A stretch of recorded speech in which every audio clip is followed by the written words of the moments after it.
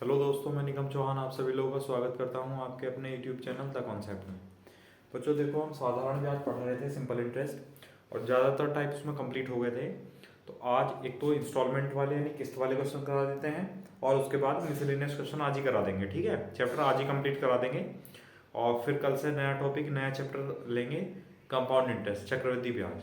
ठीक है, तो अब देखो इसके लिए बच्चों पहला क्वेश्चन है, 9,440 रुपए के देय ऋण को 12% वार्षिक साधारण ब्याज की दर से 4 बराबर वार्षिक किस्तों में चुकाना है। तो प्रत्येक किस्त का मान बताना है। मतलब एक एक लोन है जो टोटल 9,440 रुपए का है। मतलब 9,440 रुपए का एक लोन चुकाना है हमें, 12% वार्षिक साधारण ब्याज की दर है, और 4 बराबर वार्षिक किस्तों में चुकाना है बच्चों। तो प्रत्येक किस्त पूछी है। तो एक तो बेसिक वाला मेथड है इसका, है ना। पहले बेसिक से समझ लो, फिर इसको मैं ट्रिक से समझाऊंगा। ठीक, जैसे कि मान लो कि जो ऋण है इसकी जो प्रत्येक किस्त है बच्चों, तो प्रत्येक जो किस्त है वो उसको हम मान लेते हैं x रुपए है। प्रत्येक किस्त x रुपए की है। अब एक बात बताओ, 4 किस्त हैं, जब चौथी किस्त जिस दिन जाएगी उस दिन हिसाब का निपटारा हो जाएगा पूरा। जिस दिन चौथी किस्त जाएगी उसके बाद से कोई हिसाब नहीं रहेगा। इसका मतलब चौथी किस्त पर ब्याज नहीं लगेगा। ठीक है, तो चौथी किस्त पर ब्याज नहीं लगेगा, इसका मतलब पहली किस्त पर कितने साल तक का ब्याज लगेगा? 3 साल तक का। दूसरी किस्त पर 2 साल का, तीसरी किस्त पर 1 साल का, और चौथी किस्त वैसी की वैसी चली जाएगी। ये चीज समझ आई? फिर से समझ लो, देखो एक बार, जैसा मान लो, मैं समझा देता हूँ एक एग्जाम्पल के तौर पर, कि जैसे कि 1 जनवरी सन 2000 में आपने पहली किस्त चुकाई। फर्स्ट फर्स्ट इंस्टॉलमेंट आपने 1 जनवरी 2000 को दी थी। ठीक है, फिर अगली जो दी उसने आपने 1 जनवरी 2001 को दी, फिर 1 जनवरी 2002 को, फिर 1 जनवरी 2003 को। ये कितनी है? मान लो ये 4 इंस्टॉलमेंट है बच्चों। ठीक है, अब जिस दिन अगर ये आपने पहली इंस्टॉलमेंट जमा कर दी x रुपए की, इस पर जो है, और जिस दिन चौथी इंस्टॉलमेंट जाएगी बच्चों उस दिन हिसाब का निपटारा हो जाएगा। तो हिसाब का निपटारा जनवरी में हो जाएगा, इसके दिसंबर तक तो चलना नहीं पड़ेगा फिर। ठीक है, अब ये जो जनवरी वाले जो पैसे हैं बच्चों, ये जनवरी 2003 तक कितने साल तक लगे रहे? देखो, जनवरी से दिसंबर 1 साल, फिर यही पैसे 2 साल, और यही पैसे 3 साल। तो ये पैसे कितने साल तक लगे रहे? 3 साल तक। ये पैसे, ये जो किस्त है, ये 1 साल और 1 साल, 2 साल, ये 2 वर्ष लगी रही किस्त। ये 1 साल, ये x रुपए की किस्त 1 वर्ष तक लगेगी। ठीक है, और जिस दिन चौथी किस्त गई बच्चों उस दिन हिसाब का निपटारा हो गया। देखो 4 इंस्टॉलमेंट हो गई। ठीक, जो पहली वाली है इस पर कितने साल का ब्याज है? 3 साल का, फिर दूसरी पर 2 साल का, फिर तीसरी पर 1 साल का, और चौथी किस्त वैसी चलेगी। तो मैं आपको ये समझा रहा हूँ कि यहाँ पर अगर 4 किस्त में चुकाना है बच्चों, तो पहली 4 से एक कम यानी 3 साल तक का ब्याज लगा सकते हैं। ठीक है, चलो देखो किस तरह करना है। अब 9,440 रुपए का ऋण है बच्चों, 4 बराबर किस्त में, और हमने मान ली पहली किस्त x रुपए की है। तो जो पहली किस्त है वो जाएगी बच्चों x रुपए की। अब इस पर ब्याज भी तो जाएगा, प्लस इस पर ब्याज कितना जाएगा इस वाली किस्त पर? 3 साल तक का। तो P into R into T upon 100। ये पहली किस्त का मामला पूरा हो गया। मतलब पहली किस्त x रुपए की गई और उसका ब्याज गया, प्लस दूसरी किस्त x रुपए की, फिर इसका ब्याज, तो P into R into T upon 100। दूसरी किस्त चलेगी कंप्लीट। फिर तीसरी किस्त x रुपए की और इसका 1 साल का ब्याज, यानी P into R into T upon 100। 3 किस्त हो गई, और चौथी किस्त जिस दिन जाएगी उस दिन हिसाब का निपटारा हो जाएगा। तो ये 4 किस्त हो गई, पहली, दूसरी, तीसरी और चौथी।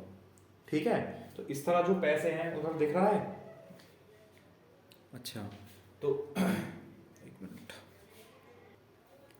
ठीक है, इस तरह जो टोटल अमाउंट जाएगा, टोटल पैसे चले जाएंगे बच्चों, कितने चले जाएंगे? 9,440 रुपए चले जाएंगे। तो बराबर रख दिया हमने। अब अगर हम इसे सॉल्व करेंगे, देखो x x x और x कितना हुआ बच्चों? 4x, प्लस 12×3 = 36, 12×2 = 24 और 12। तो 12 और 24 कितना हुआ? 36, और 36 और 36 कितना हुआ? 72। 72 x/100, ये तीनों एक साथ सॉल्व कर लिए हमने, बराबर कितना है 9440 रुपये। ठीक, अगर हम इसे सॉल्व करेंगे तो 472 टोटल 472 हो जाएगा, तो 472 एक्स बटे 100 बराबर 9440। अब 47 दूनी 94, 20 बार कैंसिल हो जाएगा और 100 की और 20 की गुणा होगी तो x बराबर कितना आ जाएगा बच्चों 2000। और हमसे क्या पूछा गया है, प्रत्येक किस्त यानी इंस्टॉलमेंट, तो प्रत्येक जो किस्त थी वो तो x रुपए की मान रखी थी, तो कितने रुपए की होगी 2000 रुपए की। इसका मतलब अगर आपने 2-2 हजार रुपए की 4 किस्त चुका दी है, ठीक है, तो जो पैसा टोटल अमाउंट बनना था 9440 का वो उसमें चला जाएगा आपका 9440। एक चीज ध्यान रखना, 9440 आपने उधार नहीं लिए हैं। अगर वो इसमें कहेगा कि 9440 रुपए उधार लिए हैं उसको चुकाना है, तो यहाँ पर 9440 का 4 साल का अमाउंट लिखेंगे यहाँ पर। ये टोटल 9440 जाएंगे, मतलब लोन उसने जितने का भी लिया होगा, ऐसे समझ लो लोन अगर उसने 8000 रुपये का लिया होगा बच्चों, तो उसमें जो 1440 रुपये है वो ब्याज जुड़ गया, तो ब्याज जुड़ने के बाद ये टोटल अमाउंट इतना बन गया। ठीक है, तो ये धनराशि हो जाएगी वो टोटल 2-2 हजार रुपए की कितनी किस्त में चुकाई जाएगी, 4 किस्त में चुकाई जाएगी। बताओ समझ आया?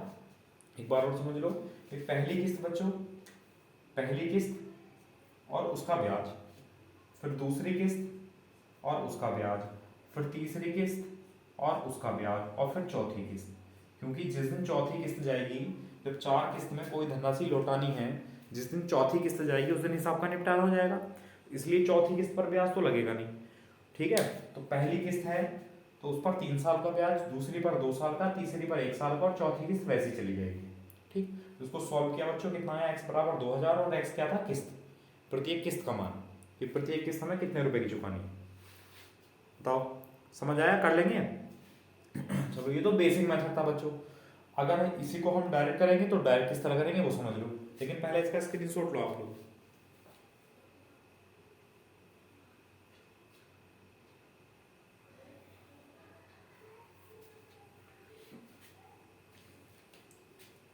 ठीक है, अब देखो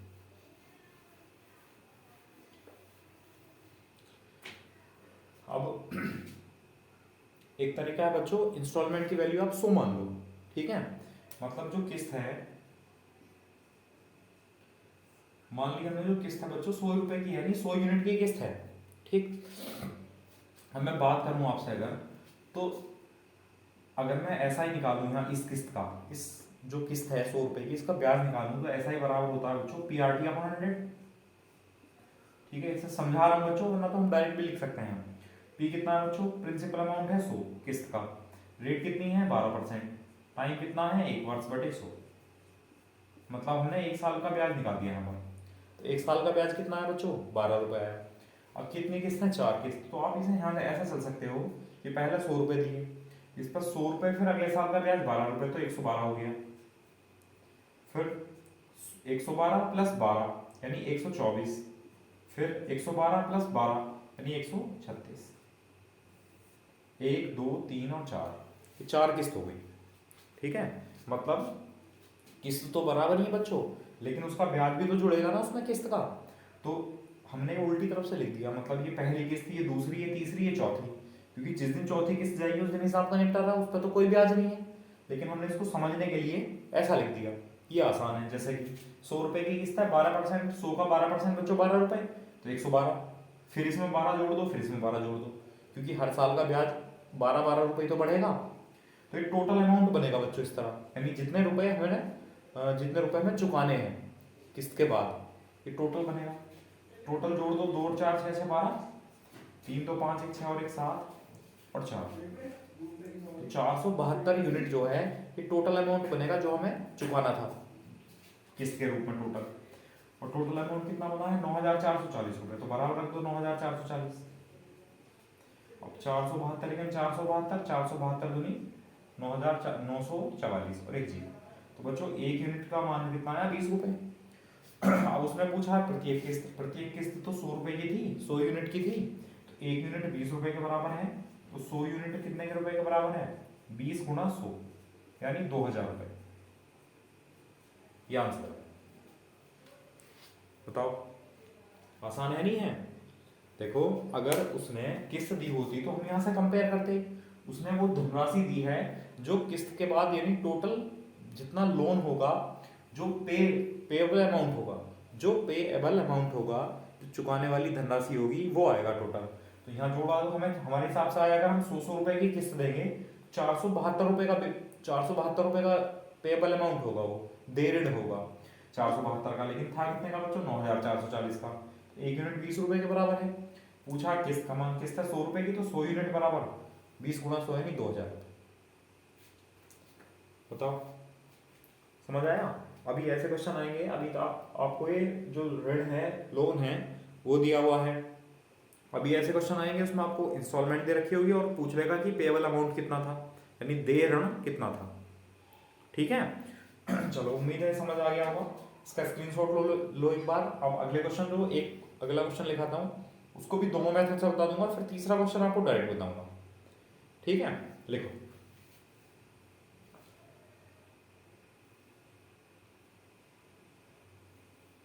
देखो अगला क्वेश्चन है, 22,100 रुपए के देय ऋण को 7% वार्षिक साधारण ब्याज की दर से 4 बराबर वार्षिक किस्तों में चुकाना है। तो प्रत्येक किस्त का मान बताना है। फिर से हम ऐसे कर लेते हैं। एक तो तरीका वही है कि किस्त जो है बच्चों, प्रत्येक किस्त उसको हम 100 रुपए मान लेते हैं। प्रत्येक किस्त जो है वो 100 रुपए की है। अब 4 बराबर वार्षिक किस्तों में जाएगा, 4 बराबर वार्षिक, वार्षिक मतलब हर वर्ष एक किस्त जाएगी। तो बताया था पहली किस्त बच्चों, और इस पर क्योंकि 4 किस्त हैं, 4 वर्ष हैं, और जिस दिन चौथी किस्त जाएगी उस दिन हिसाब का निपटारा हो जाएगा। इसका मतलब चौथी किस्त पर तो ब्याज लगेगा नहीं, तो पहली किस्त पर 3 साल का ब्याज लगेगा। तो पहली किस्त और उस पर ब्याज PRT upon 100, PRT upon 100, time कितना है, 3 वर्ष। ठीक है, टाइम कितना, 3 वर्ष। पहली किस्त पर 3 साल का ब्याज, प्लस दूसरी किस्त और उस पर 2 साल का ब्याज, यानी P into R into T upon 100। फिर तीसरी किस्त और उस पर 1 साल का ब्याज, यानी P into R into T upon 100। और फिर चौथी किस्त, तो ये टोटल पेएबल अमाउंट आ जाएगा जितना हमें चुकाना है। और चुकाना कितना बच्चों, 22,100 रुपये। 22,100 रुपये उधर दिख रहा है, नहीं दिख रहा? हाँ बिल्कुल दिख रहा है। ठीक है, अब अगर इसे सॉल्व करेंगे, देखो x x x x तो 4x हो गया, प्लस 21x, और ये 7 दूनी 14x, और ये 7x, तो 14 और 7 बच्चों कितना हुआ, 21, और 21 ये यानी 42x बटे 100। बार बार इसे डिवाइड करोगे तो थोड़ा टिपिकल होगा, इसलिए डायरेक्ट कर लो आप लोग, बराबर 22,100। इसको जोड़ेंगे तो 400 442, 442x बटे 100 बराबर हो जाएगा 22100। अब 4 पंजे 20, ये 50 बार कैंसिल हो जाएगा, तो x बराबर कितना हो जाएगा, 50 गुणा 100 यानी बच्चों 5000। और x क्या था, वो इंस्टॉलमेंट थी, वो किस्त थी जो हमें 4 बराबर वार्षिक किस्तों में, मतलब जो 4 किस्त चुकानी थी, वो कितने कितने की थी बच्चों, 5-5 हजार रुपए की थी। बताओ समझ आया नहीं आया? कर लेंगे इस तरह। चलो इसका स्क्रीनशॉट ले लो। फिर अगला जो क्वेश्चन लिखाऊंगा बच्चों, वो इस मेथड से नहीं बताऊंगा, डायरेक्ट बताऊंगा। ठीक है, 100 मान का। अभी इसको भी कराऊंगा 100 मान का, बाकी जो भी आपको मेथड ठीक लगे उससे करना।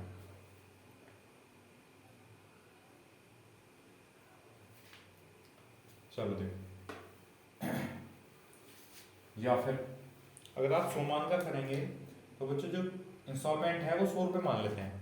अब क्योंकि 7% वार्षिक का मतलब 1 साल का ब्याज 7%, तो 100 रुपये पर 1 साल का ब्याज बच्चों 7 रुपये हो गया।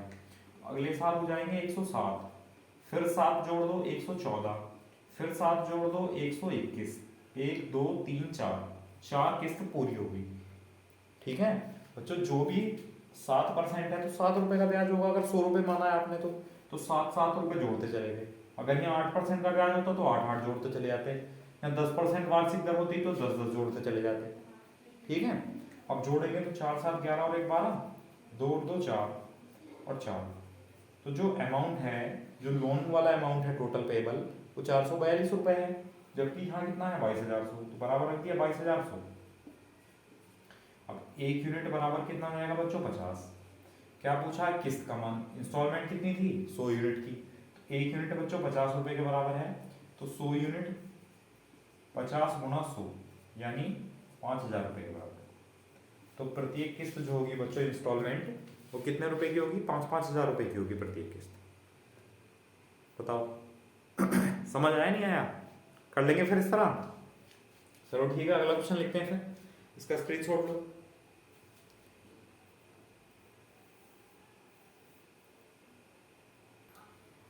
देखो अगला क्वेश्चन है 21,840 रुपए के देय ऋण को 12% वार्षिक साधारण ब्याज की दर से 3 बराबर वार्षिक किस्तों में चुकाना है। तो प्रत्येक किस्त का मान बताना है। तो 100 यूनिट मान लेते हैं बच्चों, जो प्रत्येक किस्त है वो 100 यूनिट की है, जो इंस्टॉलमेंट है जो किस्त है वो 100 यूनिट की है। ठीक, फिर उसने कहा 12% वार्षिक दर है बच्चों, तो 100 रुपए का 12% 12 रुपए का ब्याज हुआ। 3 किस्त है तो 12 12 जोड़ते चलो, 112 124, 3 हो गई किस्त। अब जोड़ दो, 2 और 4 6, 2 और 1 3 और 3, तो यानी जो अमाउंट चुकाया जाएगा वो 336 रुपए चुकाया जाएगा, चला जाएगा। मतलब अगर 100 रुपए की किस्त देंगे तो, लेकिन गया कितना बच्चों? 21,840 रुपए का, 21,840 रुपए। अब भाग करो 7 बार 7 छंग 42, चला जाएगा, डिवाइड नहीं होगा। चलो कोई बात नहीं, छोटे नंबर से भाग कर लो बच्चों से। जैसे 4 8 32, 4 चौक 16, 4 पंजे 20, 4 चौक 16, 2 बचा, 4 छंग 24। ठीक है, और 12 या 21 से भाग कर लो, 21 चौक 84 और 21 दूनी 42, तो बचा कितना बच्चों? 12, 21 गुना 6 126, और 4 इकन 4, यहाँ लिख देते हैं डायरेक्ट, 4 छंग 24, 4 पंजे 20, यानी एक यूनिट जो आया बच्चों वो 65 रुपए के बराबर आया। अब हमसे क्या पूछा है? प्रत्येक इंस्टॉलमेंट।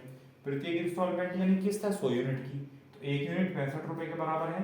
तो 100 यूनिट कितने रुपए के बराबर हो जाएगा बच्चों? 65 गुना 100 यानी 6500 यानी 6,500 रुपए। अगर 6,500 रुपए की वो तीन किस्त चुकाएगा वार्षिक, तो उसका जो पेबल अमाउंट है कितने का? 21,840 रुपए का, वो चला जाएगा। मतलब समझो बच्चों, पेबल अमाउंट का मतलब होता है कि जो धनराशि हमें ब्याज जोड़ने के बाद टोटल देनी होती है। अगर आपने मान लो 10,000 रुपये लिए हैं कहीं बैंक से, और बैंक कहे कि आपको जो है इंस्टॉलमेंट में चुकाना है, तो आपसे अगर 10,000 रुपये उधार लिए हैं, तो बैंक आपसे कोई 10,000 थोड़ी ना ले लेगा, वो तो ज़्यादा लेगा।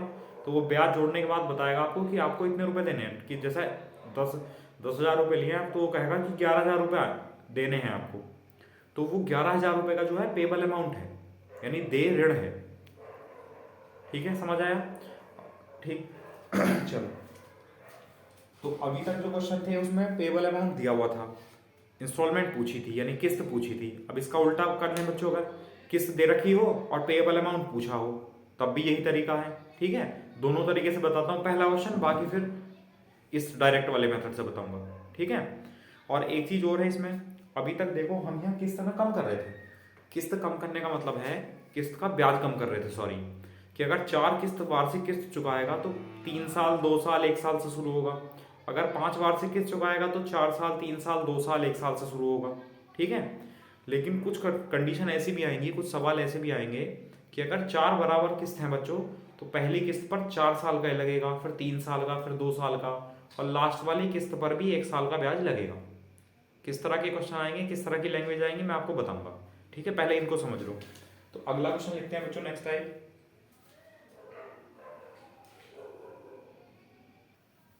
देखो अगला क्वेश्चन ये है कि 600 रुपए का वार्षिक भुगतान है, मतलब किस्त है। वार्षिक भुगतान क्या होता है? किस्त। तो 600 रुपए का वार्षिक भुगतान 5 वर्ष में 10% वार्षिक साधारण ब्याज की दर से कितने रुपए के देय ऋण का भुगतान करेगा? मतलब पेबल अमाउंट इसमें बताना है। ठीक है, तो पहले तो बेसिक से समझ लो बच्चों।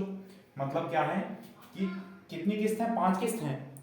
तो जब 5 किस्त हैं और 5वीं किस्त जिस दिन जाएगी उस दिन हिसाब में निपटारा हो जाएगा। तो पहली किस्त पर 4 साल का ब्याज लगेगा। ठीक है, तो 4 साल से शुरू करते हैं। तो पहली किस्त जाएगी बच्चों 600 रुपए की, और इसका 4 साल का ब्याज यानी P इंटू रेट 10% टाइम 4 वर्ष बटे 100, 4 साल का ब्याज। ठीक है, प्लस दूसरी किस्त 600 रुपए की, प्लस 3 साल का ब्याज यानी P into R into T upon 100,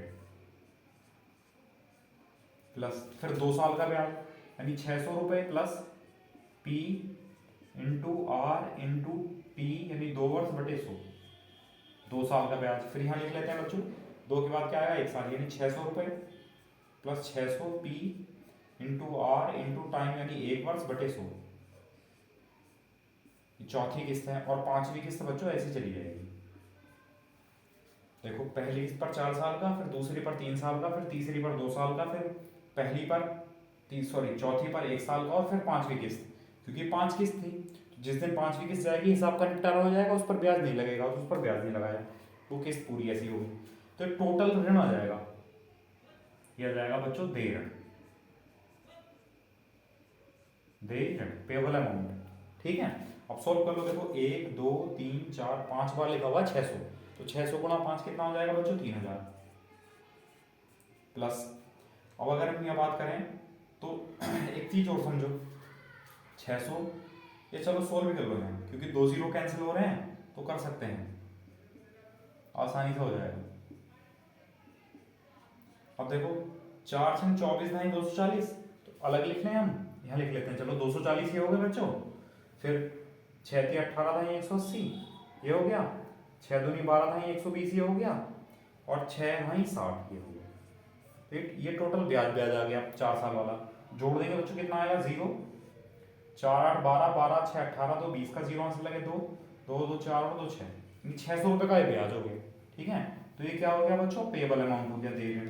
तो देय ऋण कितना हो गया 3600 रुपये का, यानी 3600 रुपये का हो गया। कि अगर 3600 रुपये का हमें लोन चुकाना होगा, ऋण टोटल अमाउंट चुकाना होगा, लोन नहीं टोटल अमाउंट अगर 3600 रुपये का चुकाना होगा तो हमें 600 रुपये की 5 किस्त देनी होगी। तो कितना आंसर क्या पूछा आपने कि देय ऋण का कितने देय ऋण का भुगतान होगा बच्चों 3600 रुपये का, अगर वो 600 रुपये की 5 वार्षिक किस्त देगा 10% वार्षिक दर पर। तब बताओ समझ आया नहीं आया? भाई पहले क्वेश्चन में हमें किस्त पूछी थी तो हम यहाँ x मान के चल रहे थे, इस बार किस्त दी हुई है तो जो किस्त दे रखी है x की जगह वो हो गया। यहाँ टोटल अमाउंट दिया होता था देय ऋण, इस बार टोटल अमाउंट उसने देय ऋण पूछ लिया। ठीक है, एक तो बच्चों तरीका ये है, या फिर अगर इसी को तरीका यही है, अगर हम 100 यूनिट करके भी चल रहे हैं तो बच्चों तरीका तब भी यही है, लेकिन बस समझने का और करने का तरीका इतना आसान हो गया उसको कि आप ओरली भी कर सकते हो। ठीक है, तो देखो अगला क्वेश्चन, मतलब इसी का दूसरा टाइप देखो, पहले आप इसका स्क्रीनशॉट लेंगे।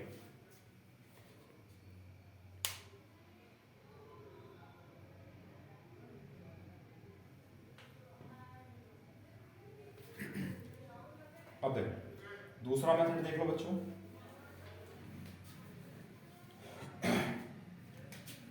किस्त इस बार दी हुई है, इसको भी 2 तरीके से कर सकते हैं, इसको 100 यूनिट से भी कर सकते हैं और जो किस्त दे रखी है उससे भी करते हैं।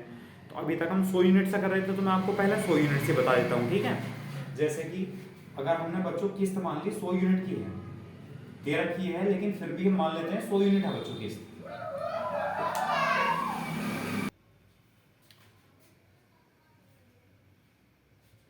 ठीक है, किस्त हम 100 यूनिट मान लेते हैं। अब 10% वार्षिक का मतलब है 100 रुपए पर 1 साल का ब्याज 10% होगा, और 5 किस्त है तो 10 बढ़ाते चले जाओ, तो 110 120 130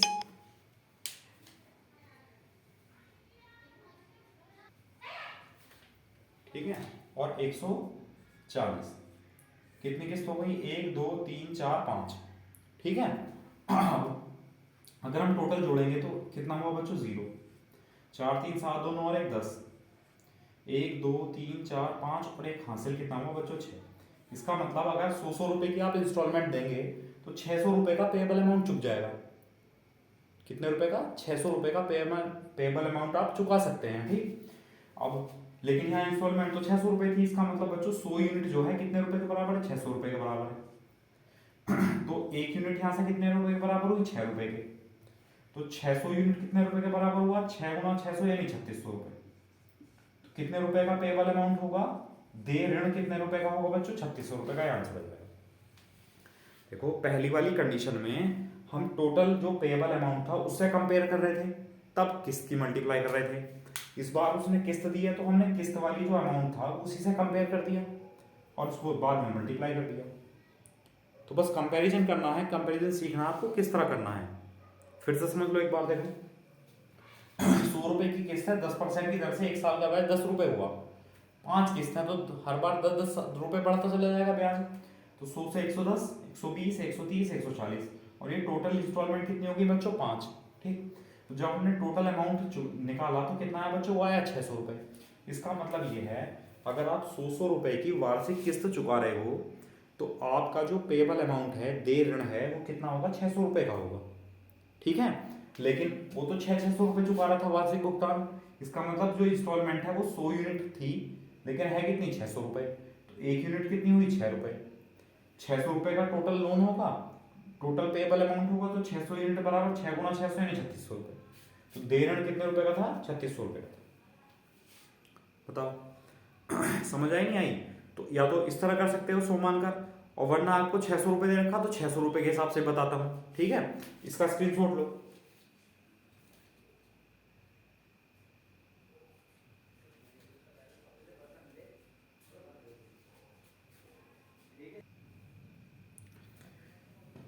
देखो, अगर आप 600 रुपये लेके चलेंगे, अभी वार्षिक भुगतान था 600, नहीं 600 रुपये की किस्त थी। अब 600 रुपये का 10% एक साल का ब्याज निकाल दो बच्चों। तो एस आई बराबर, इसको लिखने की जरूरत नहीं है, आप डायरेक्ट बता सकते हो। एस आई बराबर पी आर, आर 10% और टाइम 1 वर्ष बटे 100, नहीं एक साल का ब्याज निकाल दिया बच्चों। तो एक साल का ब्याज आया यहाँ था 60 रुपये। ठीक है, तो हर साल 60-60 रुपये बढ़ते चलेंगे, तो ये कितना हो जाएगा? 660। फिर 60 बढ़ेंगे तो 720, फिर 7 बढ़ेंगे तो 780, फिर 60 बढ़ेंगे तो 840। 1 2 3 4 5, 5 किस्त हो गई। अब देख लो टोटल अमाउंट कितना हुआ बच्चों? 0। 4 8 12, 12 2 14, 6 2 8 8 16, 16 4 20 का 0 आंसर लगे 2, 2 8 10 7 17, 17 7 24, 24 6 30, और 30 और 6 36। तो कितने रुपए का पेबल अमाउंट होगा बच्चों? 3600 रुपये। या फिर आप इस तरह कर सकते हैं, कंपैरिजन करने की जरूरत ही नहीं पड़ेगी इसमें। फिर बताओ समझ आया नहीं आया बच्चों? पहली किस्त 600 रुपये की थी, हर किस्त 600 रुपये की थी एक्चुअल में। तो 600 रुपये का जो एक साल का 10% की दर से ब्याज है वो निकाल दिया हमने, यानी पी आर टी अपॉन 100, तो वो आया 60 रुपये। और क्योंकि साधारण ब्याज है तो साधारण ब्याज हर साल का बराबर होगा, तो हर किस्त पर 60-60 रुपये ब्याज बढ़ता चला जाएगा। तो 60 रुपये हो गया, फिर 60 रुपये, फिर 60 रुपये, फिर 60 रुपये। तो टोटल पेएबल अमाउंट कितना हो गया? 3600 रुपये। या आप इस तरह कर सकते हो। ठीक है, चलो फिर अगला क्वेश्चन लिखते हैं नेक्स्ट।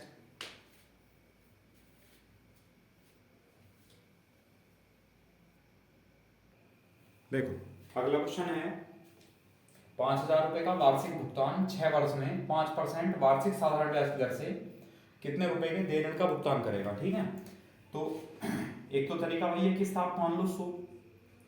तो अगर 100 रुपये की किस्त है, इंस्टॉलमेंट है, 5% से 5 रुपये का ब्याज तो 105, फिर 110, फिर 115, फिर 120, फिर 125। देखो 3 और 3 6, 6 इंस्टॉलमेंट हो गई भाई, 6 वर्ष में चुकाना है और वार्षिक किस्त चुकानी है, तो 6 किस्त हो गई, 6 किस्त हो गई। अब जोड़ दो अमाउंट कितना बना? 5 10 15, तो और 1 3 2 5 2 7, और ये हो गई बच्चों 6। 675 रुपये का अमाउंट बनता, लेकिन 5000 की किस्त थी, यहाँ कितनी है? 100 यूनिट। तो जो 100 यूनिट है बच्चों, कितने रुपए के बराबर है? 5000 के इंस्टॉलमेंट। तो एक यूनिट कितने के बराबर है? 50 रुपए के। तो पेएबल अमाउंट जो बनेगा वो 675 यूनिट बनेगा।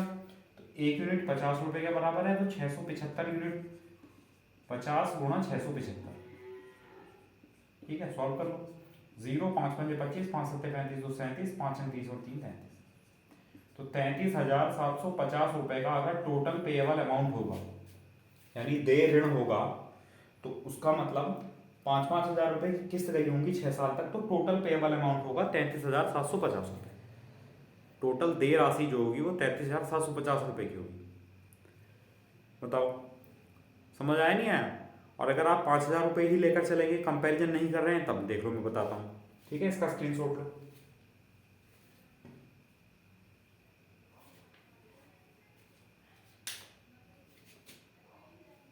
ठीक है, अब देखो अगर आप जो इंस्टॉलमेंट दे रखी है, जैसे 5,000 रुपये का वार्षिक भुगतान, तो वार्षिक भुगतान को ही बच्चों क्या कहते हैं? किस्त कहते हैं, इंस्टॉलमेंट कहते हैं।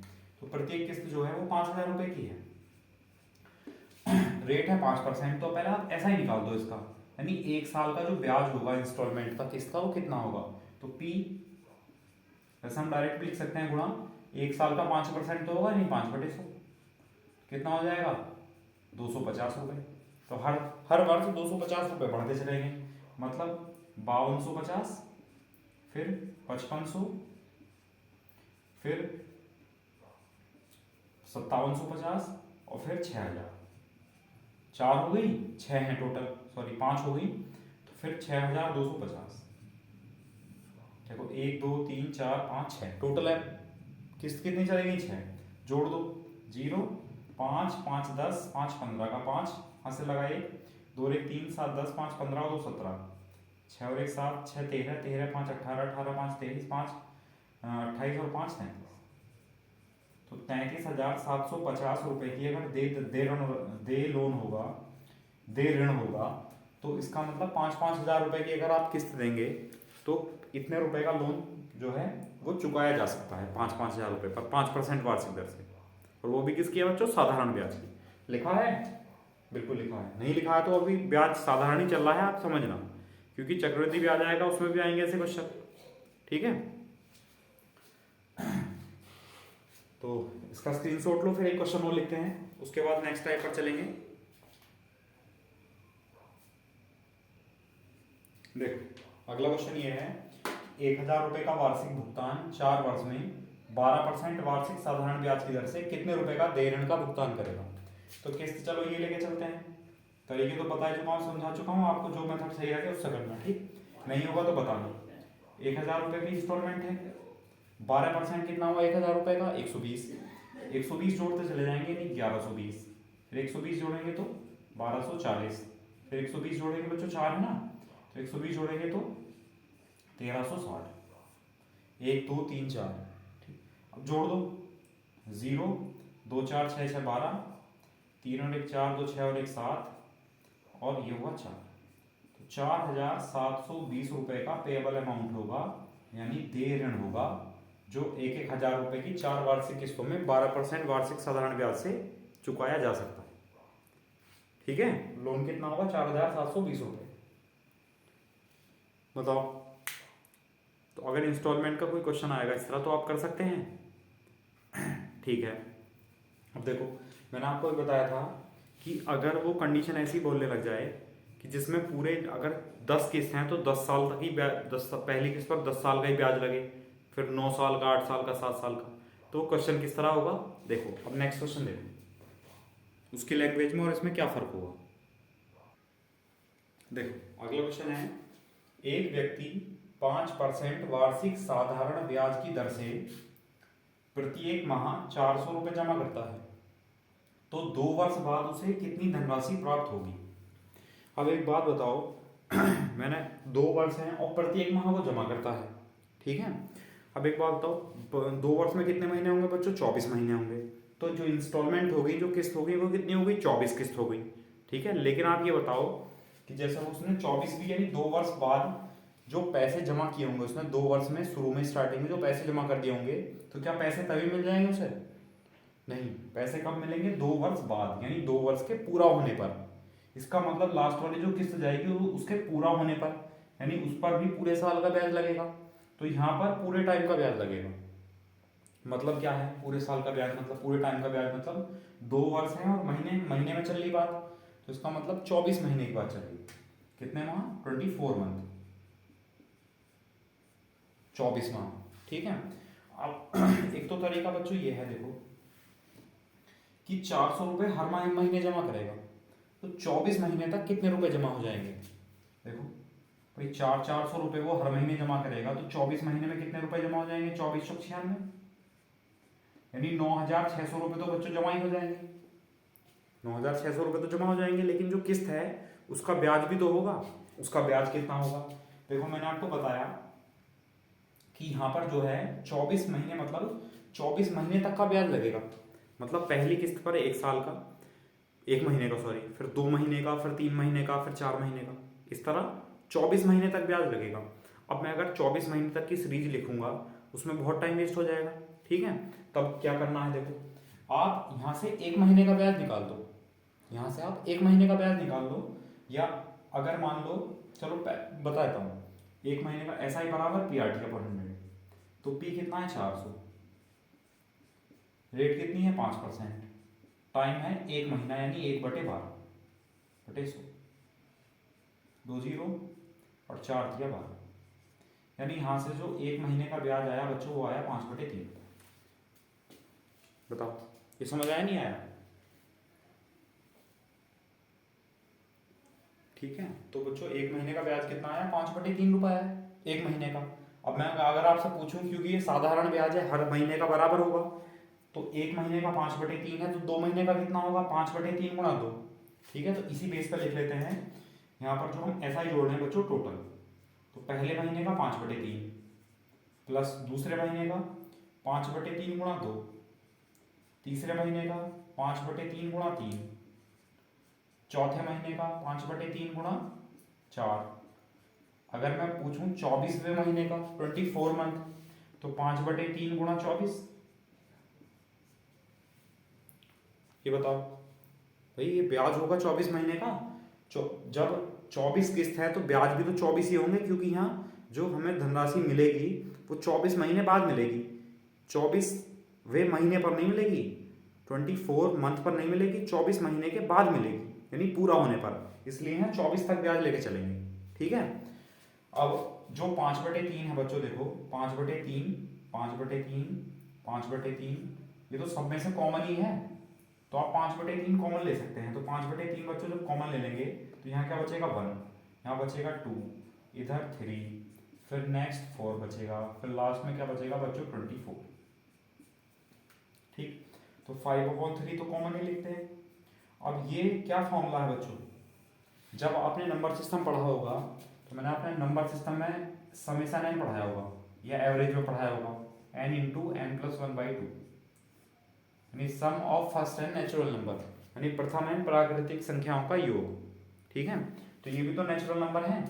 ठीक है, ये भी नेचुरल नंबर है 1 से 24 तक, तो इनका सम यानी 24 नंबर है। 24 गुणा 24 और 1 25/2। ठीक, तो 3 दूनी 6, 6 चौक 24। अब गुणा कर लो, देखो 4 पंजे 20 और 25 गुणा 25 दूनी 50। इसका मतलब यहाँ पर जो ब्याज आया बच्चों, कितने रुपए का ब्याज आया 500 रुपए का ब्याज आया। अच्छा, धनराशि कितनी हो गई थी 9,600 रुपये, तो वो किस्त के ही हो गए थे जो 400 रुपये जमा किए थे, और 500 रुपये उसका ब्याज, तो कितना हो जाएगा 0,0,1,1, यानी टोटल धनराशि आ जाएगी 10,100 रुपये। यानी उस व्यक्ति ने जिस व्यक्ति ने 400 रुपये 2 साल तक हर महीने जमा किए थे, उसको 2 साल पूरा होने पर 10,100 रुपये मिलेंगे। बताओ समझ आया नहीं आया? अब जो हम अगला क्वेश्चन करेंगे बच्चों, उसमें ऐसा करेंगे, जो 1 महीने का ब्याज है वो तो कॉमन आना है, या 24 किस्त है तो 1 से 24 तक। अगर ये किस्त बच्चों 1 साल की होती है, 12 किस्त होती तो 1 से 12 तक जोड़ते। अगर ये 10 किस्त होती तो 1 से 10 तक जोड़ते। अगर ये 50 किस्त होती तो 50 तक जोड़ते। अगर ये 4 साल होते मतलब 48 महीने होते तो ये 1 से 48 तक जोड़ते। समझ में आया? 1 महीने का ब्याज कॉमन लिखो और जितनी भी इंस्टॉलमेंट है 1 से लेकर उतने तक नंबर जोड़ दो टोटल, ये आंसर आ जाएगा। फिर इस तरह है ना, इस तरह कैलकुलेट करोगे तो आपको टाइम भी खर्च होगा आपका। तो बस इसको एक बार अच्छे से समझ लो ऐसा कर क्यों रहे हैं। ठीक है, ये तो समझ आ गया होगा। मैं जो बता रहा हूँ कि 1 महीने का ब्याज लिखो और 1 2 3 जितनी भी इंस्टॉलमेंट हो टोटल वहां तक जोड़ दो, ये समझ तो आ गया होगा आपको। ठीक है, चलो इसका जो है स्क्रीनशॉट लो, फिर एक क्वेश्चन और लिखते हैं इसका। ठीक है, और ये बच्चों ऐसे क्वेश्चन आए हुए हैं, आप कहोगे कि इतनी सारी किस्त कहाँ से आएंगी, इतनी सारी किस्त थोड़ी ना आती होंगी। इतनी सारी किस्त आती हैं बच्चों, एसआई का एग्जाम में आई हुई है, जो यूपीएसआई का एग्जाम हुआ है ये और इससे पहले वाला, उसमें ऐसे क्वेश्चन आए हुए हैं। ठीक है, आप सर्च कर सकते हैं, प्रीवियस ईयर लेंगे तब आपको दिख जाएगा सब कुछ। ठीक है, चलो इसका स्क्रीनशॉट लो, अगला लिखते हैं।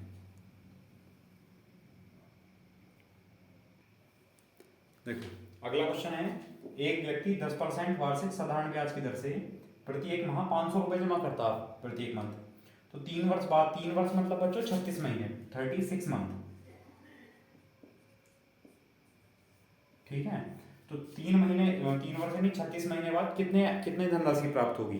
धनराशि प्राप्त होगी मतलब अमाउंट पूछा है, तो पहले जो प्रिंसिपल अमाउंट उसने जमा किया है 500 रुपये हर महीने, वो 36 महीने तक जमा किए, तो कितने रुपए हो गए बच्चों? 36 गुणा 500, 36 पंजे 180, यानी 18,000 रुपये तो ये हो गए बच्चों। 18,000 रुपये तो ये वो जमा हो गए जो प्रिंसिपल अमाउंट है, केवल 500 रुपये जमा किए। अब 36 महीने का ब्याज भी होगा, तो आप पहले ऐसा करो, ऐसा ही बराबर PRT ऑफ 100, पहले एक महीने का ब्याज निकाल दो। तो P कितना है? 500 रुपये प्रिंसिपल अमाउंट, किस्त, रेट 10% और टाइम 1 महीना बच्चों, 1/12। इसका ध्यान रखना, कभी 1 वर्ष लिख दो यहाँ, 1 महीना है तो उसके वर्ष बनाएंगे तो 1/12, 2 जीरो। इसे ऐसा लिख सकते हो 5 ढाई 50/12, मत करो डिवाइड, ऐसे लिख लो चलो। तो ये 1 महीने का ब्याज आया। कितने महीने का ब्याज आया बच्चों? 1 महीने का ब्याज। और कितने महीने हैं? 36 महीने। तो 36 महीने तक, पहला महीना, दूसरा महीना, तीसरा महीना, 36 महीने तक चलते रहेंगे। तो मैंने आपको डायरेक्ट बताया मेथड कि 50/12, पहले 1 महीने का ब्याज है तो कॉमन आएगा सब में, 1 + 2 + 3 कितने महीने? 36 महीने, तो + 36 महीने। बस सॉल्व करो। 50/12, तो जो यहाँ n है, समेसन n है बच्चों, यानी n × n + 1/2, यहाँ n है 36, तो 36 गुणा 36 और 1 37/2, 12 किया 36, ठीक है, और 2 से बच्चों 25। ठीक, अब सॉल्व कर लेंगे। हो जाएगा 25 गुणा, या 25 या 75, 75 गुणा 37, तो ये हो जाएगा बच्चों 7 पंजे 35 का 5 हाथ से लगे 3, 7 सत्ते 49 और 3 52 और 3 पंजे 15, 5 और 2 7, 5 और 1 6, 3 सत्ते 21 और 6 27। तो 2775 रुपये का क्या हुआ बच्चों? ब्याज हुआ। ठीक है, अब 2775 रुपये का ब्याज है और धनराशि कितनी जमा हो गई थी? 18,000 रुपये। तो 2750, 2775 रुपये इसमें और जोड़ देंगे, तो टोटल जो अमाउंट मिलेगा कितना मिलेगा? 5,7,7,0,2, यानी 20,775 रुपये मिलेंगे उस व्यक्ति को 3 साल बाद, जिसने 500 रुपये हर महीने जमा किए थे। बताओ समझ आया नहीं आया? तो अगर इस टाइप का कोई क्वेश्चन आएगा तो आप डायरेक्टली उसको जल्दी से कर सकते हैं। चलो उम्मीद है करेंगे, जरूर प्रैक्टिस करेंगे तो करेंगे, और नहीं प्रैक्टिस करेंगे तो बच्चों नहीं हो पाएगा। सब कुछ प्रैक्टिस का खेल है। प्रैक्टिस नहीं करोगे तो उसमें सवाल की लैंग्वेज में उलझ के रह जाओगे, या बस मेथड ट्राई करते रहोगे कि इससे करेंगे या उससे करेंगे, है ना, ऐसा हो जाएगा वैसा हो जाएगा। तो अगर आप प्रैक्टिस नहीं करेंगे तो ये सारी चीज़ बेकार है, इसलिए ज़्यादा से ज़्यादा प्रैक्टिस करो। चलो तो इंस्टॉलमेंट भी बस लगभग कंप्लीट हो गया है, आप लोग करके देखेंगे, अगर कोई दिक्कत आई तो पूछना। अब जो मिसलेनियस क्वेश्चन है 2-4 वो कर लेते हैं बच्चों, ये चैप्टर कंप्लीट हो जाएगा आपका, ठीक है। और फिर भी अगर कोई क्वेश्चन अगर होगा आपका, कोई किसी क्वेश्चन में किसी टाइप में दिक्कत आ रही होगी, तो व्हाट्सअप नंबर ये है बच्चों, इस पर आप क्वेश्चन लिखकर सेंड कर सकते हो या कॉल कर सकते हो, ठीक है। कोई सवाल पूछने के लिए, कोई जो है कोई कॉन्सेप्ट समझने के लिए, किसी भी, मैंने आपको बताया किसी भी चैप्टर का कोई भी क्वेश्चन आप कर रहे हो, प्रैक्टिस सीट सॉल्व कर रहे हो, किसी भी एग्जाम का प्रैक्टिस सेट दे रहे हो कहीं से भी, तो उसका स्क्रीनशॉट लेकर और मुझे सेंड करना, मैं आपको प्रॉब्लम उसकी सॉल्व करा दूंगा, ठीक है। अगर आप चाहोगे पेपर पर लिखकर वैसे करा दूंगा, या चाहोगे तो मैं आपको डायरेक्ट वीडियो सॉल्यूशन भी दे दूंगा, ठीक है। चलो ठीक है, फिर मिसलेनियस क्वेश्चन लिखते हैं बच्चों। देखो ये है बच्चों, कुछ समय बाद मूलधन व मिश्रधन का जो अनुपात है वो 4:5 है, तथा 3 वर्ष बाद यह अनुपात 5:7 हो जाता है। मतलब एक कोई टाइम होगा स्टार्टिंग में, जैसे मान लो 10 वर्ष हैं, एक एग्जाम्पल के तौर पर समझ लो, वो कहता है कि 10 साल बाद मूलधन और मिश्रधन का अनुपात ये है, तथा 3 वर्ष बाद और उसके 3 वर्ष बाद और अनुपात 5:7 हो जाता है। तो पहला समय बताना है, पहले वाला टाइम बताना है बच्चों, ठीक है। अब इसके 2 तरीके हैं, एक तो हम रेट निकाल कर करेंगे, या फिर प्रिंसिपल अमाउंट निकाल कर करेंगे। ऐसे क्वेश्चन वैसे मैं आपको करा चुका हूँ, उसमें रेशियो नहीं था, उसमें वैल्यूज दे रखी थी रुपए में, उसका हम रेशियो बनाकर वैल्यू बराबर करते थे बस, ठीक है। क्योंकि जो प्रिंसिपल अमाउंट है वो यहाँ भी वही होगा और यहाँ भी वही होगा, मूलधन तो दोनों में सेम ही होगा ना। देखो पहले यहाँ हम लेते हैं प्रिंसिपल अमाउंट और अमाउंट का अनुपात, कितना है बच्चों? 4:5 है। हमें नहीं पता कितना टाइम था स्टार्टिंग में, चलो छोड़ो। बाद में 3 वर्ष और हुए, तो 3 वर्ष बाद और अनुपात हो गया 5:7। ये कब आया? इसके 3 साल बाद। ठीक है। देखो हमें पहला वाला टाइम तो पता नहीं है, कोई बात नहीं छोड़ो, लेकिन जो प्रिंसिपल अमाउंट है वो तो बराबर होना चाहिए। यहाँ तो बराबर नहीं है, तो पहले बराबर करेंगे, 5 की मल्टीप्लाई ऊपर करेंगे और 4 की मल्टीप्लाई नीचे करेंगे। तो इसे यहाँ लिख लेते हैं इधर कि प्रिंसिपल का और अमाउंट का लिखने की जरूरत नहीं है, लेकिन फिर भी समझने के लिए 4 पंजे 20 और 5 पंजे 25 और 5 चौक 20 और 7 चौक 28। अब एक बार बताओ, मैंने आपको बताया था अगर अमाउंट में से अमाउंट घटाएंगे बच्चों तो ब्याज आएगा। तो अगर हम 28 में से 25 घटाएंगे तो ब्याज आएगा, कितने रुपए का ब्याज आया? 3 रुपए का। ये क्या आया बच्चों? ऐसा ही। लेकिन ये जो 3 रुपए का ब्याज आया है बच्चों, कितने साल में आया? मतलब ये वाला जो पहले वाली टाइम होगा, ऐसा समझ लो कि ये टाइम होगा टी, तो ये 3 साल बाद है, तो ये टाइम कितना होगा? t+3। ठीक है। अगर ये टाइम टी होगा, यहाँ टी वाली कंडीशन ये है, तो ये 3 साल बाद की कंडीशन है, और मतलब ये टोटल t+3 वाली कंडीशन है। तो इन दोनों में कितने टाइम का अंतर है बच्चों? 3 साल का।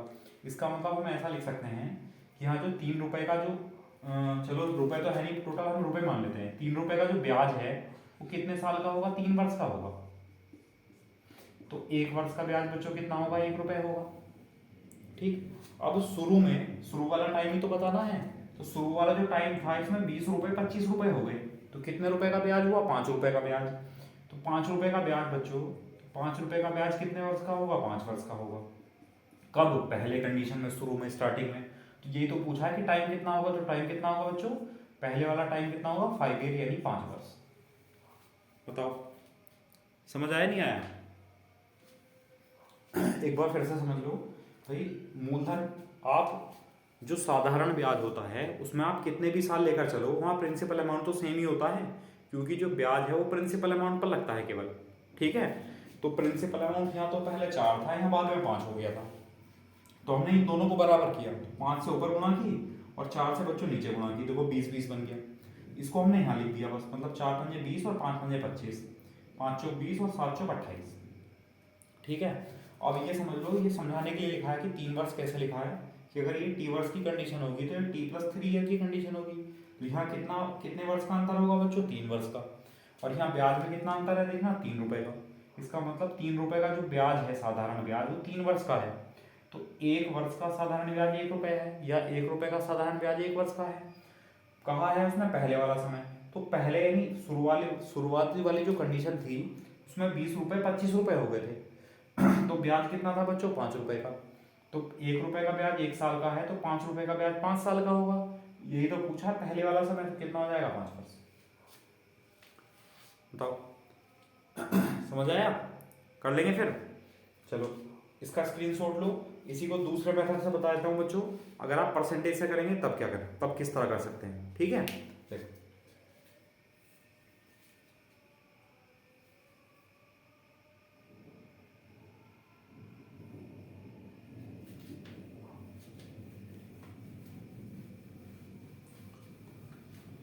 देखो ये जो था प्रिंसिपल का और अमाउंट का जो रेशियो था स्टार्टिंग में, वो कितना था बच्चों? 4:5 था। ठीक। फिर उसने कहा 3 साल बाद जो है वो प्रिंसिपल का और अमाउंट का जो रेशियो है वो कितना हो गया? 5:7 हो गया।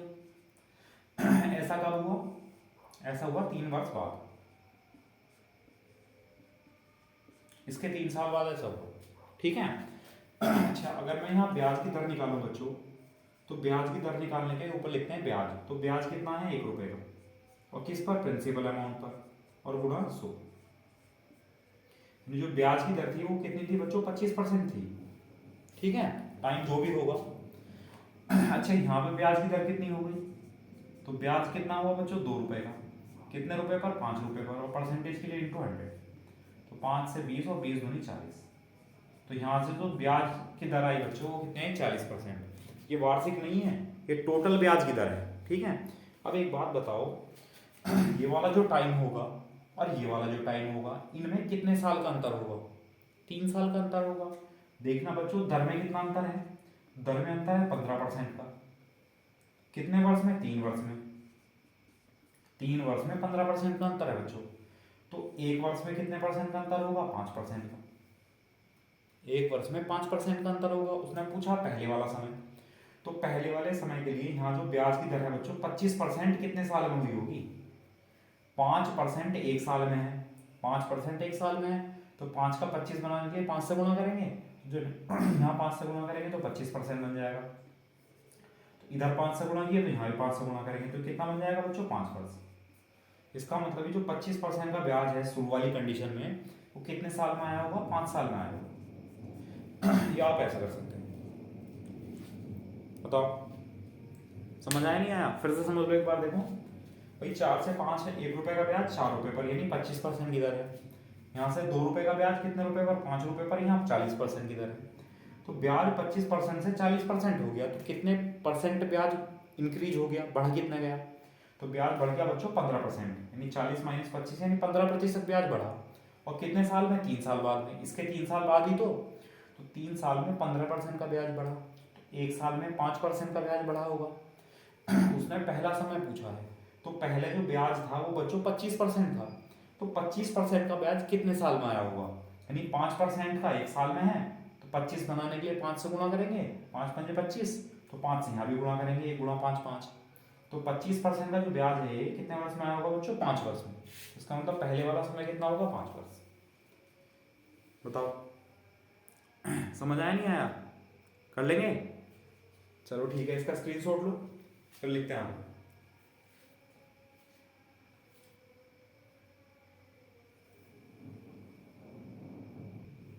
देखो अगला क्वेश्चन ये है कि कुछ समय बाद मूलधन में मिश्र धन का अनुपात है बच्चों 3:4, प्रिंसिपल अमाउंट और अमाउंट का जो रेशियो है वो कितना है? 3:4 है।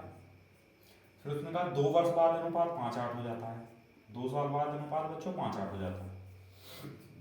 ठीक है, तो प्रिंसिपल अमाउंट बराबर होना चाहिए, तो बराबर करो पहले, तो 5 से ऊपर गुणा करेंगे बच्चों, 3 से नीचे गुणा करेंगे।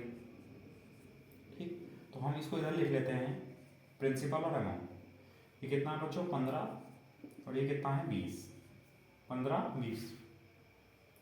ये कितना है? 15, और ये कितना है बच्चों? 24। ठीक है, अब जो डिफरेंस आया बच्चों, यानी जो ब्याज हुआ है, कितने रुपए का ब्याज हुआ? हम इधर पूरा डिटेल में लिख लेते हैं कि 4 रुपए का एसआई है। कितने का एसआई है? 4 रुपए का।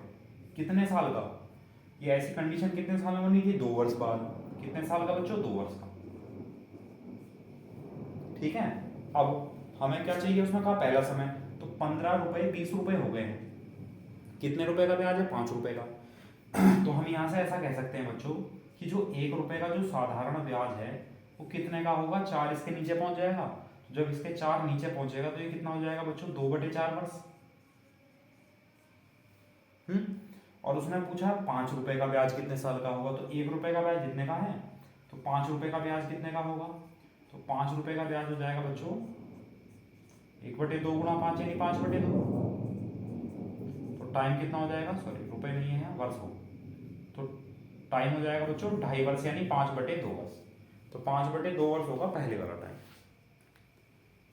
बताओ भाई बच्चों, पहला कंपैरिजन यहाँ करते हैं, यहाँ देखते हैं, देखो कर क्या रहे हैं।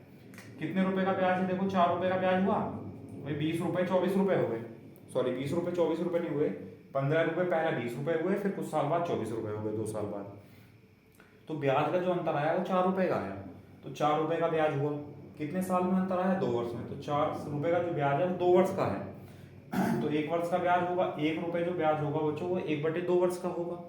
और 15 रुपए 20 रुपए हो गए हैं क्योंकि पहले वाला टाइम पूछा है, तो पहले वाला ब्याज है 5 रुपए का, इसीलिए मैं 5 रुपए का ब्याज कितने वर्ष का होगा बच्चों? 5/2 वर्ष का।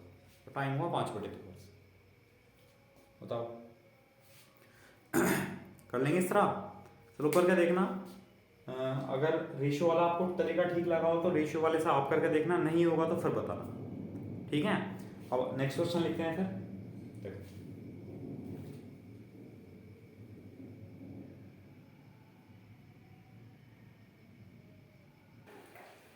देखो नेक्स्ट क्वेश्चन है कि एक किताब 1500 रुपए में खरीदी जा सकती है, लेकिन वही किताब 350 रुपए नगद और 400 रुपए प्रति माह की 3 मासिक किस्तों में खरीदी जा सकती है। तो साधारण ब्याज की वार्षिक दर बतानी है बच्चों। ठीक है, मतलब क्वेश्चन क्या है कि 1500 रुपए की एक किताब है, अगर आप नगद 1500 रुपए दे देंगे तो वो किताब आपकी होगी, मतलब 1500 रुपये में नगद खरीदी जा सकती है। या फिर उसका दूसरा ऑफर है कि आप 350 रुपये नगद दो उसको और 400 रुपये की 3 महीने की किस्त, मासिक किस्त, यानी हर महीने 3 महीने तक 400 रुपये की किस्त जमा करो तो वो किताब आपकी हो जाएगी। ठीक है, तो साधारण ब्याज की वार्षिक दर पूछिए बच्चों। अब देखो जो बेसिक तरीका है पहले तो वो समझ लो कि जो किताब की कीमत थी वो कितनी थी बच्चों, 1500 रुपये थी। ठीक है, अब 350 रुपये आपने दे दिए, तो 350 रुपये जब दे दिया आपने तो कितने रुपए और चुकाने हैं आपको, 1150 रुपये और चुकाने बच्चों। भाई 350 रुपये आपने चुका दिए नगद, तो अभी 1150 रुपये आपको और चुकाने हैं, 1150 रुपये और चुकाने हैं। ठीक, अब वो चुकाता किस तरह की, 400 रुपये की 3 किस्त देता है। तो एक बात बताओ, 400 रुपये की जब 3 किस्त देगा बच्चों तो कितने रुपए हो जाएंगे, 1200 रुपये हो जाएंगे। और जाने कितने थे, 1150 जाने थे। तो ब्याज कितना हुआ बच्चों, तो यहाँ से जो साधारण ब्याज निकल कर आया वो कितना आया, 50 रुपये का साधारण ब्याज आया बच्चों। ये बताओ, ये समझ आया। भाई देखो 1150 रुपये देने थे बच्चों, लेकिन जब उसने 350 दे दिए थे तो उसके बाद उसे 1150 देने थे, लेकिन उसने 400 रुपये की 3 मासिक किस्त दी, 400 400 400 1200 रुपये दिए, तो कितने रुपए का ब्याज हुआ, 50 रुपये का ब्याज हुआ। ठीक, अब जैसे उसने 350 रुपये नगद चुका दिए तो अब कितने रुपए बचे बच्चों, 1150 रुपये बचे। तो 1150 रुपये पर जब तक वो 400 रुपये अगले नहीं चुकाएगा तब तक तो 1150 रुपये पर ब्याज लगेगा। तो P इंटू आर पता नहीं है, वार्षिक मान ली, इंटू टाइम। अब अगले महीने देगा वो 400 रुपये की किस्त, तो एक महीने तक इस पर 1150 रुपये पर ब्याज लगेगा, यानी 1/12/100। ठीक, फिर इसमें से उसने 400 रुपये चुका दिए बच्चों, तो 400 रुपये चुका दिए तो कितने बचे, 750 रुपये बचे। तो इन पर फिर एक महीने का ब्याज लगेगा। ठीक है, क्योंकि 3 मासिक किस्त में चुकाई जाती है बच्चों, मतलब जब तीसरी किस्त जाएगी ना तो उस हिसाब का निपटारा हो जाएगा। इसका मतलब इसलिए यहाँ एक कम रहेगा ब्याज। ठीक है, तो एक कम का मतलब है कि 750 से उसने फिर से 400 रुपये चुका दिए, तो बच्चों कितना बचा, 350। तो इस पर आर इंटू इस पर एक महीने का बटे 100। ठीक है, और चौथी किस्त तो वैसे ही चली जाएगी, तो उसको लिखेंगे नहीं। क्यों नहीं लिख रहे, क्योंकि यहाँ तो बच्चों ब्याज है। भाई जब उस पर ब्याज लगेगा ही नहीं चौथी किस्त पर सॉरी चौथी नहीं, 3 किस्त है ना, 3 मासिक किस्त में खरीदी जा सकती है। तो 3 मासिक किस्त जब उसने दी है तो पहली किस्त जमा करने से पहले इतना, दूसरी किस्त जमा करने से पहले इतना, और तीसरी किस्त जमा करने से पहले इतना रुपए का अमाउंट, प्रिंसिपल अमाउंट होगा, तो उस पर ब्याज लगा दिया। ठीक है, अब जो टोटल ब्याज है बच्चों कितना, 50 रुपये उधर दिख रहा है। हाँ, टोटल ब्याज है बच्चों 50 रुपये का, तो ये 50 रुपये का ब्याज आएगा जोड़कर। ठीक, अब थोड़ा सा अगर हम सॉल्व कर लें यहाँ कि यहाँ से कुछ कॉमन ले लेते हैं। देखो आर कॉमन आएगा बच्चों, 1/12 सबसे कॉमन आएगा, 100 कॉमन आएगा, यानी R/1200 तो कॉमन आ गया। ठीक, अब यहाँ क्या बचा, यहाँ बचा 1150, यहाँ बचा 750 और यहाँ बचा 350 बराबर 50 रुपये। अब यही एक मेथड बन जाएगा यहाँ से दूसरा, उसको समझाएंगे, बताएंगे अभी। R/1200 गुणा, जोड़ेंगे बच्चों कितना हुआ, 0, 5 5 10 5 15, 3 1 4, 4 7 11, 11 और 1 12, और 1 और 1 2, 2250 बराबर 50। ठीक, 1 0 से 1 0 कैंसिल हो गया, 25 दूनी 50 और 25 9 225। ठीक है, 3 3 9 और 3 4 12, 40 की गुणा हो जाएगी उधर जाके, तो R बराबर हो जाएगा 40 गुणा 2 80 और बटे 3, यानी 3 दूनी 6, 2 बचा, 3 6 18, 2 बटे। और ये कौन सी आएगी बच्चों, ये वार्षिक आएगी, क्योंकि हमने वार्षिक दर मानी थी। ठीक है, तो साधारण ब्याज की वार्षिक दर कितनी आएगी, 26 सही 2/3% या 80/3%। बताओ समझ आया नहीं आया। भाई 1150 रुपये चुकाने हैं बच्चों, अब वो 400 रुपये की किस्त देगा, तो 1150 रुपये पर एक महीने का ब्याज लगेगा। फिर जब 400 रुपये दे दिए तो फिर 750 रुपये पर एक महीने का ब्याज लगेगा, फिर 400 रुपये दे दी तो फिर 350 पर एक महीने का ब्याज लगेगा। ठीक है, और जब हिसाब का निपटारा हो जाएगा फिर तो ब्याज लगेगा ही नहीं। तो ये जो ब्याज है टोटल वो है कितना, रियल में 50 रुपये का, तो वो 50 रुपये का ब्याज हो गया, उसको बराबर रख दिया, आंसर आ गया।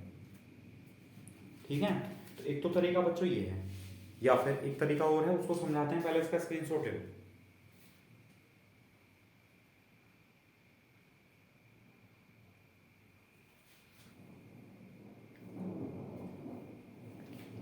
देखो वो तरीका क्या है,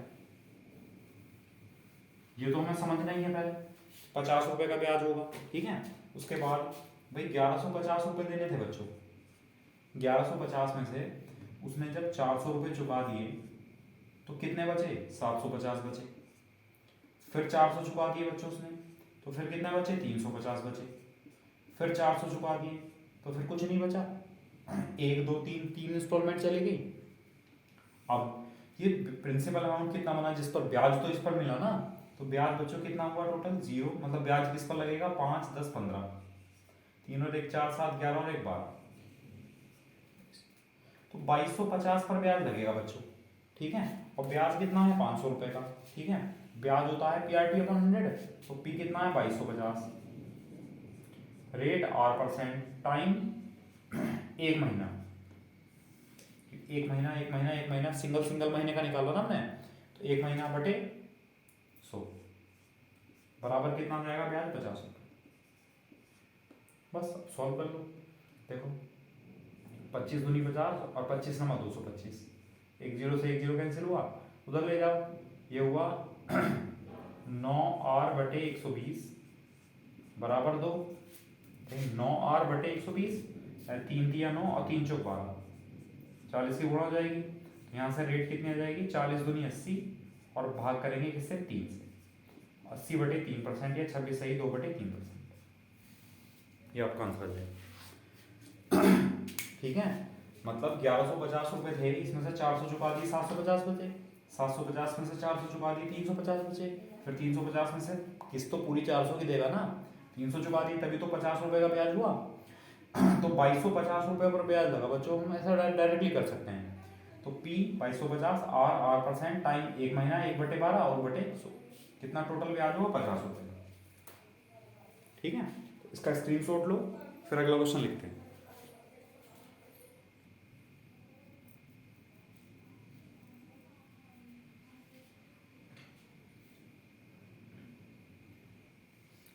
देखो अगला क्वेश्चन है कि एक बल्ब 120 रुपये में खरीदा जा सकता है, लेकिन वही बल्ब 40 रुपये नगद और 16 रुपये प्रति माह की 6 मासिक किस्तों में खरीदा जा सकता है।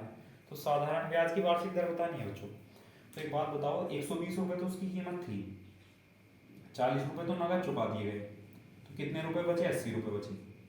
ये आप चुकाने हैं 80 रुपये, लेकिन उसने क्या क्या कहा, 16 रुपये की प्रति माह की 6 किस्त में चुकाए। अब 16 रुपये की 6 किस्त जाएंगी तो बच्चों कितने रुपए जाएंगे, 96 रुपये चले जाएंगे, जाने कितने थे, 80 रुपये। तो ब्याज कितना हुआ, तो ब्याज हुआ बच्चों, साधारण ब्याज हुआ 16 रुपये। ठीक है, 16 रुपये का साधारण ब्याज हुआ।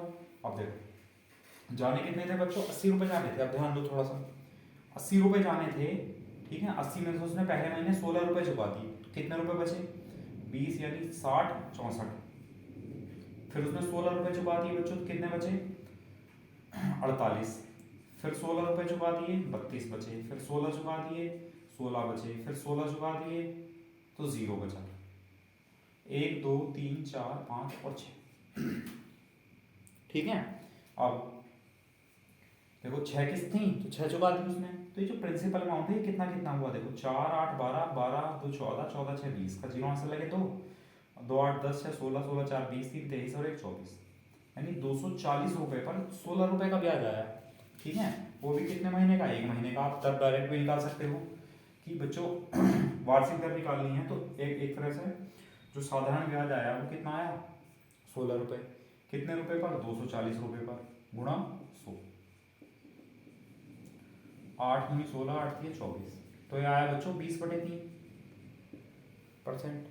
लेकिन ये जो ब्याज है बच्चों, ये कितने, ये तो 1 महीने का है, तो 1 वर्ष का बनाने के लिए क्या करेंगे, गुणा 12, यानी 3 चौक 12 20 चौक 80। ठीक है, 20 चौक 80%। या तो आप ऐसा कर सकते हो, या फिर अगर पीआरटी 100 से करेंगे तो देखो